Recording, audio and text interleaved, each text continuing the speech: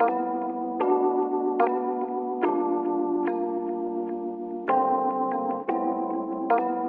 I'm Dr. Jen Matthews, a marine biologist and coral reef conservationist, and one of the researchers in the Future Reefs group of the Climate Change Cluster here at the University of Technology, Sydney, Australia.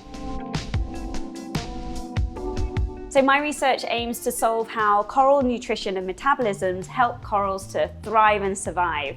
And then I use this knowledge to create new tools for restoration or health diagnostics to protect the future of our reefs. A coral colony can produce millions of baby corals, yet less than 1% ever survive.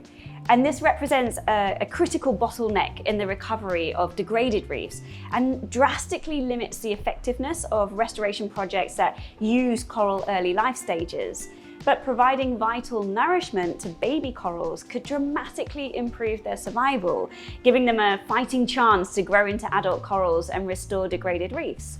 And just like us, a healthy diet helps us to fight infections and stay healthy. Well, feeding corals could also improve their resilience to changes in their environment and diseases, and this would mean more adult corals to support future reef generations. So our project aims to find the best baby food for corals to enhance survival during their most vulnerable life stage. In partnership with tourism industry and other local stakeholders, as well as global partners already applying coral larvae restoration activities, we are developing a large-scale, affordable and easily replicable feeding method.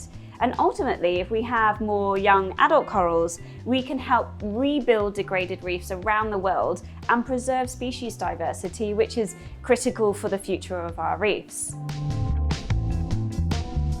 We are intimately connected with coral reefs, relying on them for coastal protection, food, habitat, for a quarter of marine life, and even a source for novel medicines. But without help, coral reefs may not survive this century. Every reef system on the planet is losing corals faster than they're naturally replenishing. And our project and other active interventions that enhance reef resilience will help to buy time for corals, but to protect our reef's futures, we must take bold action on climate change and ocean pollution now.